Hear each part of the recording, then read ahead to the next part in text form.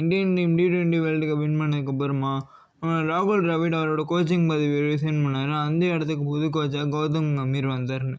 கௌதம் கம்பீர் ஏன் PCA choose பண்ணாங்க அப்படின்னு பார்த்தீங்கன்னா, கௌதம் கம்பீர் கொல்கத்தா டீம் கோச் பண்ணி கொல்கத்தா டீமுக்கு ட்ராஃபியை வாங்கி தந்தார். அதனாலேயே இவர் ஒரு சிறந்த கோச்சாக இருப்பார்னு சொல்லிட்டு இந்தியன் டீமுக்கு நம்மளோட கௌதம் கம்பீர் கோச்சாக கூப்பிட்டு வந்தாங்க. ஆனால் கௌதம் கம்பீர் கோச் பண்ண ஃபர்ஸ்ட் சீரீஸ் என்ன அப்படின்னு பார்த்தீங்கன்னா, இந்தியா வர்சஸ் ஸ்ரீலங்கா. அதில் இந்தியன் டீம் ஸ்ரீலங்காவோட T20 சீரீஸில் பயங்கரமாக டாமினேட் பண்ணாங்க. ஆனால் இந்தியன் டீம் ஸ்ரீலங்காவோட ODI சீரீஸில் தோற்றுட்டாங்க. சீரியஸாக இது ஒரு மிகப்பெரிய ஆட்சி தான் இந்தியன் டீமை பொறுத்த வரைக்கும். ஏன் அப்படின்னு பார்த்தீங்கன்னா, இந்தியன் டீமை பொறுத்த வரைக்கும் ஸ்ரீலங்கா கிட்ட பல வருஷங்களாகவே தோக்காமல் இருந்தாங்க. பட் இந்த வாட்டி தோற்றாங்க. அதுக்கு முக்கிய காரணம் என்ன அப்படின்னு பார்த்தீங்கன்னா, இந்தியன் டீமோட பேட்டிங் ஆர்டரே சரியில்லைங்க. முதல்ல எந்த பேட்டருக்குமே அவங்களோட பொசிஷன்ஸ் கொடுக்கல. அப்படியே பொசிஷன் மாற்றி மாற்றி ஆட வச்சாங்க. அதனாலேயே இந்தியன் டீம்னால் சரியாக பெர்ஃபார்ம் பண்ண முடியாமல் அந்த ஸ்ரீலங்காவோட ODI சீரீஸ் தோற்றுட்டாங்க. சரி, ODI சீரீஸ் தான் தோற்றுட்டோம், அடுத்த நியூசிலாண்டு நம்மளுக்கு ஒரு டெஸ்ட் ஹோம் சீரீஸ் இருக்குது, கன்ஃபார்ம் வின் பண்ணிவிடுவாங்க அப்படின்னு யோசிக்கிற டைமில் அங்கேயும் தோற்றாங்க. அதுவும் சாதாரணமாக தோக்கலாங்க, ரொம்ப பயங்கரமான படுதோல்வி அடைஞ்சாங்க. நியூசிலாந்து டீம் இந்தியாவுக்கு வந்து இந்தியாவை தோக்கடிச்சிட்டாங்க, அதுவும் 3-0ன்ற கணக்கில்.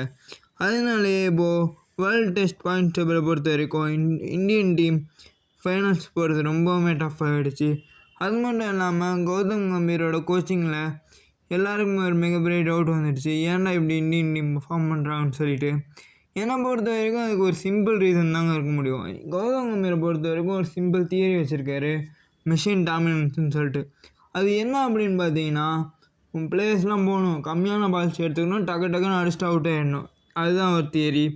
அது வந்து T20 பொறுத்த வரைக்கும் ஓகே, பட் டெஸ்ட்டு ODI பொறுத்த வரைக்கும் செட் ஆகாதுங்க என்னை பொறுத்த வரைக்கும். ஆனால் இப்போ பார்த்தீங்கன்னா கௌதம் கம்பீர் மேலே ஒரு எக்ஸ்ட்ரா ப்ரெஷர் வந்துடுச்சுன்னு சொல்லலாம்.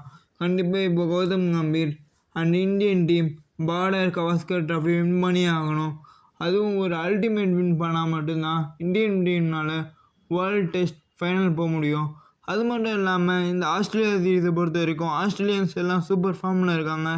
அது மட்டும் இல்லாமல் இந்தியன் டீமுக்கு ஒரு டிஸ்அட்வான்டேஜ் இருக்குது. என்ன அப்படின்னு பார்த்தீங்கன்னா, Shubman Gill India versus Australia first மேட்ச்சில் ரூல்ட் அவுட் ஆகிருக்காரு. அது மட்டும் இல்லாமல் ரோஹித் சர்மாவும் India versus Australia first match ஆட மாட்டாருன்னு நியூஸ் வந்திருக்கு. அது மட்டும் இல்லாமல் நம்மளோட ஜஸ்பிரீத் பும்ரா தான் இந்தியன் டீமோட கேப்டனாக ஃபஸ்ட் மேட்ச்சில் செயல்பட போகிறான்னு சொல்லியிருக்காங்க. ஸோ இந்தியன் டீம் பார்க்கலாம் எப்படி பெர்ஃபார்ம் பண்ண போகிறாங்கன்னு சொல்லிட்டு ஆஸ்திரேலியாவுக்கு எதிராக. இதை பற்றி உங்கள் கருத்து எனக்கு கீழே கமெண்ட் பாக்ஸில் கமெண்ட் பண்ணுங்கள். இந்த வீடியோ பிடிச்சிருந்தா லைக் பண்ணுங்கள், ஷேர் பண்ணுங்கள். ஏஜே கிரிக்கெட் அப்டேட்ஸ்க்கு சப்ஸ்கிரைப் பண்ணுங்கள். By guys.